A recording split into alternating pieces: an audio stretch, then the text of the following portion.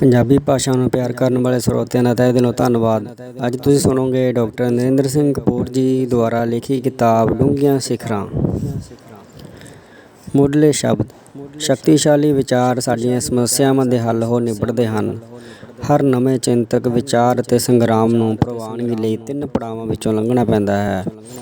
ਮੁੱਢ ਵਿੱਚ ਉਸਦਾ ਮਖੌਲ ਉਡਾਇਆ ਜਾਂਦਾ ਹੈ, ਫਿਰ ਉਸਦਾ ਵਿਰੋਧ ਕੀਤਾ ਜਾਂਦਾ ਹੈ ਅਤੇ ਅੰਤ ਵਿੱਚ ਉਸ ਨੂੰ ਪ੍ਰਵਾਨ ਹੀ ਨਹੀਂ ਕੀਤਾ ਜਾਂਦਾ, ਉਸਦੀ ਪ੍ਰਸ਼ੰਸਾ ਵੀ ਕੀਤੀ ਜਾਂਦੀ ਹੈ। ਸਧਾਰਨ ਮਨੁੱਖ ਦੀ ਇਹ ਆਦਤ ਹੈ ਕਿ ਉਹ ਅਤੀਤ ਪ੍ਰਤੀ ਪਛਤਾਵੇ, ਵਰਤਮਾਨ ਸੰਬੰਧੀ ਸ਼ਿਕਾਇਤਾਂ ਅਤੇ ਭਵਿੱਖ ਬਾਰੇ ਡਰ ਪ੍ਰਗਟਾਉਂਦਾ ਰਹਿੰਦਾ ਹੈ।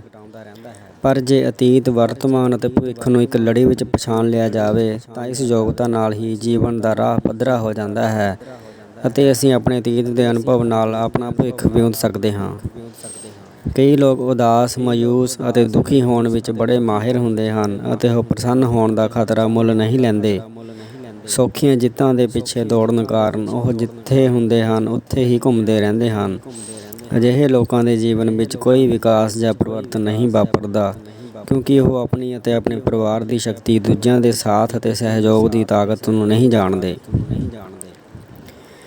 ਔਖਿਆਈਆਂ, ਮੁਸ਼ਕਿਲਾਂ ਅਤੇ ਮੁਸੀਬਤਾਂ ਵਿਰੁੱਧ ਅਸੀਂ ਆਪਣੇ ਗੁਣਾਂ ਦੇ ਆਧਾਰ ਉੱਤੇ ਹੀ ਆਪਣੇ ਸਹਿਯੋਗੀਆਂ ਅਤੇ ਪਰਿਵਾਰ ਨਾਲ ਰਲ ਕੇ ਜੂਝਣ ਨਾਲ ਚੁਣੌਤੀਆਂ ਨੂੰ ਅਵਸਰਾਂ ਵਿੱਚ ਪਲਟਾ ਸਕਦੇ ਹਾਂ। ਅਜਿਹਾ ਨਾ ਕਰਨ ਦੀ ਸੂਰਤ ਵਿੱਚ ਨਿੱਕੀਆਂ ਸਮੱਸਿਆਵਾਂ ਵੀ ਵੱਡੀਆਂ ਮੁਸੀਬਤਾਂ ਬਣ ਕੇ ਸਾਡੀ ਸਾਰੀ ਯੋਗਤਾ ਅਤੇ ਸ਼ਕਤੀ ਨੂੰ ਨਕਾਰਾ ਕਰ ਦਿੰਦੀਆਂ ਹਨ। ਜਿਹੜੇ ਜ਼ਿੰਦਗੀ ਦੀ ਜਦੋਜਹਿਦ ਵਿੱਚ ਸਫਲ ਹੁੰਦੇ ਹਨ, ਉਹ ਸਫਲ ਹੋਣ ਤੋਂ ਢੇਰ ਚਿਰ ਪਹਿਲਾਂ ਹੀ ਉਸਾਰੂ ਢੰਗ ਨਾਲ ਸੋਚਣ ਅਤੇ ਜ਼ਿੰਮੇਵਾਰੀ ਨਾਲ ਵਿਚਰਨ ਲੱਗ ਪੈਂਦੇ ਹਨ।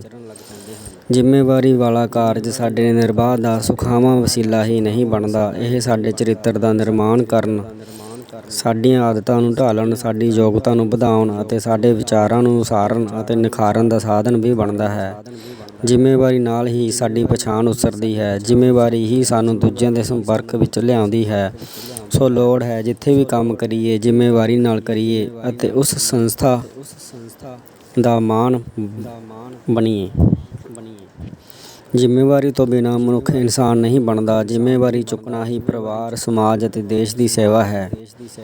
ਜਦੋਂ ਅਸੀਂ ਜ਼ਿੰਮੇਵਾਰੀ ਚੁੱਕਦੇ ਹਾਂ ਤਾਂ ਸਾਡੀ ਯੋਗਤਾ ਸਿਖਰ ਵੱਲ ਵੱਧਦੀ ਹੈ ਅਤੇ ਸਾਡੇ ਅਨੁਭਵ ਵਿੱਚ ਡੂੰਘਾਈ ਆਉਂਦੀ ਹੈ ਅਤੇ ਅਸੀਂ ਸਮਾਜ ਦੀਆਂ ਉਮੀਦਾਂ ਉੱਤੇ ਅਤੇ ਸਮਾਜ ਸਾਡੀਆਂ ਆਸਾਂ ਉੱਤੇ ਪੂਰਾ ਉਤਰਨ ਲਈ ਤਾਂਘਣ ਲੱਗ ਪੈਂਦਾ ਹੈ। ਅਸੀਂ ਕਰਨ ਨਾਲ ਹੀ ਕੁਝ ਬਣਦੇ ਹਾਂ। ਜਿਵੇਂ ਕੋਈ ਖੇਡਣ ਨਾਲ ਹੀ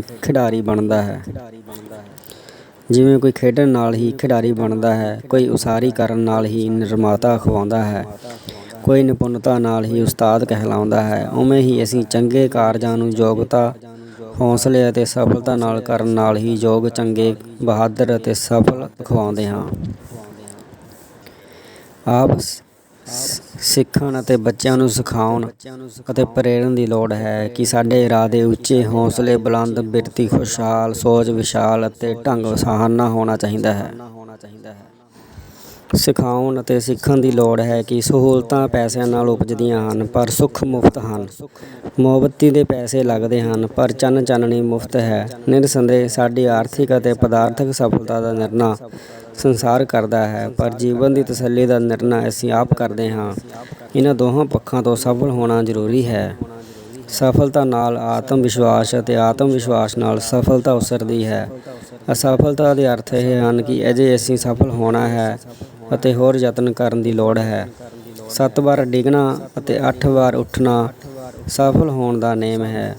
ਜਿਵੇਂ ਮੋੜ ਘੇੜ ਤੋਂ ਬਿਨਾਂ ਕੋਈ ਪਹਾੜ ਦੀ ਸਿਖਰ 'ਤੇ ਨਹੀਂ ਅੱਪੜਦਾ ਅਤੇ ਸੁੰਨੇ ਰਾਹਾਂ ਤੋਂ ਗੁਜ਼ਰੇ ਬਿਨਾਂ ਦਰਿਆ ਸਮੁੰਦਰ ਤੱਕ ਨਹੀਂ ਪਹੁੰਚਦਾ, ਉਵੇਂ ਹੀ ਅਸਫਲਤਾਵਾਂ ਅਤੇ ਹਾਰਾਂ ਵਿੱਚੋਂ ਲੰਘੇ ਬਿਨਾਂ ਸਫਲਤਾ ਕੀਮਤੀ, ਸੰਭਵ ਅਤੇ ਹੰਢਣਸਾਰ ਨਹੀਂ ਬਣਦੀ।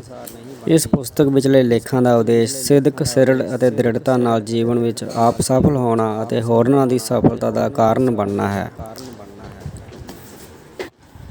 ਸਿਦਕ, ਸਿਰੜ ਅਤੇ ਦ੍ਰਿੜਤਾ। ਸਿਦਕ, ਸਿਰੜ ਅਤੇ ਦ੍ਰਿੜਤਾ ਸਫਲ ਹੋਣ ਤੱਕ ਸਫਲਤਾ ਵਿੱਚ ਵਿਸ਼ਵਾਸ ਦੇ ਵੱਖ-ਵੱਖ ਨਾਂ ਹਨ।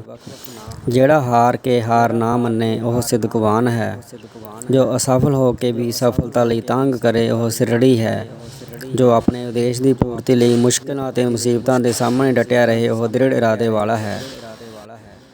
ਸਿਦਕਵਾਨਾਂ ਦੀ ਉਹਨਾਂ ਕਾਰਜਾਂ ਵਿੱਚ ਦਿਲਚਸਪੀ ਹੁੰਦੀ ਹੈ ਜੋ ਸਧਾਰਨ ਲੋਕਾਂ ਲਈ ਅਸੰਭਵ ਹੁੰਦੇ ਹਨ। ਜੇ ਕੋਈ ਕਾਰਜ ਜਿੱਤ ਦੇ ਭਰੋਸੇ ਨਾਲ ਆਰੰਭ ਕੀਤਾ ਜਾਵੇ ਤਾਂ ਅਸਫਲਤਾ ਜਾਂ ਹਾਰ ਵੀ ਜਿੱਤ ਵਰਗੀ ਹੁੰਦੀ ਹੈ, ਕਿਉਂਕਿ ਲੋਕ ਪ੍ਰਸ਼ੰਸਾ ਕਰਦੇ ਹਨ ਕਿ ਜੂਝਿਆ ਬੜੇ ਸਿਦਕ ਨਾਲ ਸੀ। ਸਿਰੜ ਵਾਲੇ ਚਾਨਣੇ ਦੀ ਆਸ ਨਾਲ ਹਨੇਰਿਆਂ ਦਾ ਸਾਹਮਣੇ ਕਰਦੇ ਹਨ।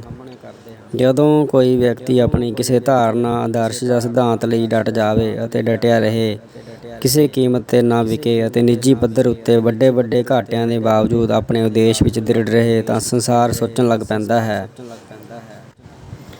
ਅਤੇ ਸੰਸਾਰ ਨੂੰ ਸੋਚਣਾ ਪੈਂਦਾ ਹੈ ਕਿ ਇਸ ਵਿੱਚ ਕੁਝ ਹੈ ਜੋ ਬਾਕੀਆਂ ਨਾਲੋਂ ਵੱਖਰਾ ਅਤੇ ਨਿਆਰਾ ਹੈ। ਗੁਰੂ ਗੋਬਿੰਦ ਸਿੰਘ ਜੀ ਨਾਲ ਇਵੇਂ ਹੀ ਵਾਪਰਿਆ ਸੀ, ਕਿਉਂਕਿ ਉਹਨਾਂ ਵਿੱਚ ਸਿਦਕ, ਸਿਰੜ ਅਤੇ ਦ੍ਰਿੜਤਾ ਦੇ ਗੁਣ ਸਨ। ਉਹਨਾਂ ਦੇ ਹੱਥ ਵਿਚਲੀ ਤਲਵਾਰ ਜਦੋਂ ਲਲਕਾਰ ਬਣ ਕੇ ਉੱਠੀ ਸੀ ਤਾਂ ਕੁਰਬਾਨੀਆਂ ਦੇਣ ਵਾਲੇ ਸਿਰ ਵੀ ਉੱਚੇ ਹੋ ਗਏ ਸਨ। ਸਿਦਕ ਤੋਂ ਬਿਨਾਂ ਚਾਂਦਨੀ ਚੌਕ ਦਾ ਥਾਣਾ ਮੱਥਾ ਟੇਕਣ ਵਾਲੀ ਥਾਂ ਨਹੀਂ ਸੀ ਬਣਨਾ। ਸਿਰੜ ਤੋਂ ਬਿਨਾਂ ਚਮਕੌਰ ਅਤੇ ਫਤਿਹਗੜ੍ਹ ਨਾਲ ਸਾਹਿਬ ਨਹੀਂ ਸੀ ਜੁੜਨਾ ਅਤੇ ਦ੍ਰਿੜਤਾ ਤੋਂ ਬਿਨਾਂ ਅਨੰਦਪੁਰ ਸਾਹਿਬ ਨੇ ਨਵਾਂ ਅਤੇ ਨਿਵੇਕਲਾ ਇਤਿਹਾਸ ਨਹੀਂ ਸੀ ਸਿਰਜਣਾ। ਸੁਪਨੇ ਅਤੇ ਆਦਰਸ਼ ਨੂੰ ਯਥਾਰਥ ਬਣਾਉਣਾ, ਦੁਚਿੱਤੀਆਂ ਵਿੱਚੋਂ ਰਾਹ ਲੱਭਣਾ ਅਤੇ ਮੰਜ਼ਿਲ 'ਤੇ ਪਹੁੰਚਣ ਲਈ ਹੌਸਲਾ ਬਣਾਈ ਰੱਖਣਾ ਅਨੋਖੇ ਬੰਦਿਆਂ ਦਾ ਕੰਮ ਹੁੰਦਾ ਹੈ। ਇਹਨਾਂ ਵਿੱਚ ਹੀ ਕੁਝ ਨਵਾਂ ਸੋਚਣ ਅਤੇ ਕੁਝ ਨਵਾਂ ਸਿਰਜਣ ਦੀ ਹਿੰਮਤ ਹੁੰਦੀ ਹੈ। ਸੰਸਾਰ ਨੂੰ ਬਦਲਣ ਵਾਲੇ ਸੰਕਲਪ ਅਤੇ ਕਰਾਮਾਤਾਂ ਵਰਗੀਆਂ ਚਮਤਕਾਰੀ ਕਾਢਾਂ ਨਿਊਟਨ ਅਤੇ ਐਡੀਸਨ ਵਰਗੇ ਉਹਨਾਂ ਲੋਕਾਂ ਨੇ ਕੱਢੀਆਂ ਹਨ, ਜਿਹੜੇ ਨਿਰੰਤਰ ਅਸਫਲ ਹੋਣ ਦੇ ਬਾਵਜੂਦ ਯਤਨ ਕਰਦੇ ਰਹੇ, ਕਿਉਂਕਿ ਉਹਨਾਂ ਵਿੱਚ ਕੁਝ ਨਵਾਂ ਕਰ ਵਿਖਾਉਣ ਦਾ ਜੋਸ਼ ਅਤੇ ਉਤਸ਼ਾਹ ਸੀ। ਉਤਸ਼ਾਹ ਸਾਨੂੰ ਥੱਕਣ ਨਹੀਂ ਦਿੰਦਾ, ਭਰੋਸਾ ਸਾਨੂੰ ਤਕੜਾ ਕਰਦਾ ਹੈ, ਦ੍ਰਿੜਤਾ ਸਾਨੂੰ ਅੱਜ ਦੇ ਯਤਨਾਂ ਨਾਲ ਆਉਣ ਵਾਲੇ ਕੱਲ੍ਹ ਨੂੰ ਲੰਘ ਗਏ ਕੱਲ੍ਹ ਨਾਲੋਂ ਚੰਗੇਰਾ ਬਣਾਉਣ ਵਿੱਚ ਸਹਾਇਕ ਹੁੰਦੀ ਹੈ। ਅਸਫਲਤਾ ਸਾਨੂੰ ਆਪਣਾ ਢੰਗ, ਤਰੀਕਾ ਜਾਂ ਵਿਧੀ ਬਦਲਣ ਲਈ ਪ੍ਰੇਰਦੀ ਹੈ।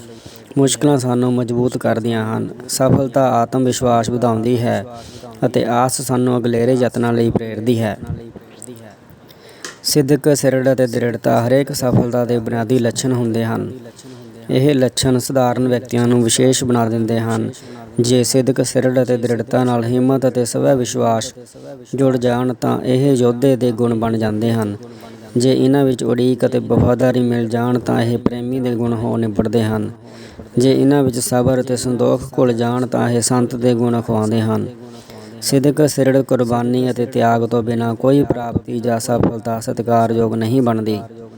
ਸੌਖੀਆਂ ਜਿੱਤਾਂ ਦਾ ਮਾਣ ਸਤਿਕਾਰ ਨਹੀਂ ਹੁੰਦਾ। ਮੁਸ਼ਕਿਲਾਂ ਅਤੇ ਮੁਸੀਬਤਾਂ ਹੀ ਸਫਲਤਾ ਨੂੰ ਮਾਣਯੋਗ ਅਤੇ ਮੰਨਣਯੋਗ ਬਣਾਉਂਦੀਆਂ ਹਨ। ਦੁੱਖਾਂ ਤੋਂ ਬਿਨਾਂ ਸੁੱਖ ਦੇ ਕੋਈ ਅਰਥ ਨਹੀਂ ਹੁੰਦੇ। ਜੀਵਨ ਵਿੱਚ ਦੁੱਖ ਹਨ, ਇਸ ਲਈ ਜੀਵਨ ਔਖਾ ਹੈ, ਪਰ ਸੰਸਾਰ ਵਿੱਚ ਦੁੱਖਾਂ ਤੋਂ ਪਰੇ ਵੇਖਣ ਦੀ ਸ਼ਕਤੀ ਵੀ ਹੈ। ਇਸ ਸ਼ਕਤੀ ਨੂੰ ਹੀ ਸਿਦਕ ਕਹਿੰਦੇ ਹਨ। ਬਹੁਤੇ ਲੋਕ ਕੰਮ ਆਰੰਭ ਤਾਂ ਬੜੇ ਜੋਸ਼ ਨਾਲ ਕਰਦੇ ਹਨ, ਪਰ ਅਧਵਾਟੇ ਪਹੁੰਚ ਕੇ ਹਿੰਮਤ ਹਾਰ ਜਾਂਦੇ ਹਨ। ਆਰੰਭੇ ਕੰਮ ਨੂੰ ਸਿਰੇ ਲਾਉਣਾ, ਨਿਸ਼ਾਨੇ ਤੱਕ ਪਹੁੰਚਣ ਲਈ ਸੰਘਰਸ਼ ਕਰਨਾ ਹੀ ਸਿਰੜ ਹੈ। ਵੱਡੇ ਵੱਡੇ ਡੈਮ, ਨਹਿਰਾਂ, ਇਮਾਰਤਾਂ ਅਤੇ ਪੁਲ ਆਦਿ ਦ੍ਰਿੜਤਾ ਤੋਂ ਬਿਨਾਂ ਨਹੀਂ ਉਸਰਦੇ ਅਤੇ ਚਮਤਕਾਰੀ ਪ੍ਰਾਪਤੀਆਂ ਨਿਰੰਤਰ ਯਤਨਾਂ ਤੋਂ ਬਿਨਾਂ ਸੰਭਵ ਨਹੀਂ ਹੁੰਦੀਆਂ। ਆਪਣੇ ਕੰਮ ਵਿੱਚ ਨਿਪੁੰਨ ਹੋਣਾ, ਆਪਣੇ ਬੋਲਾਂ 'ਤੇ ਪਹਿਰਾ ਦੇਣਾ, ਆਪਣੇ ਵਾਅਦੇ ਨੂੰ ਮੁਸ਼ਕਲਾਂ ਦੇ ਬਾਵਜੂਦ ਪੂਰਾ ਕਰਨਾ ਅਤੇ ਸਰਬੱਤ ਦਾ ਭਲਾ ਸੋਚਣਾ ਦ੍ਰਿੜਤਾ ਤੋਂ ਬਿਨਾਂ ਸੰਭਵ ਨਹੀਂ ਹੁੰਦਾ। ਚੈਨਲ ਨੂੰ ਸਬਸਕ੍ਰਾਈਬ ਕਰਨ ਲਈ ਧੰਨਵਾਦ। ਤੁਹਾਡਾ ਦਿਨ ਸ਼ੁਭ ਰਹੇ।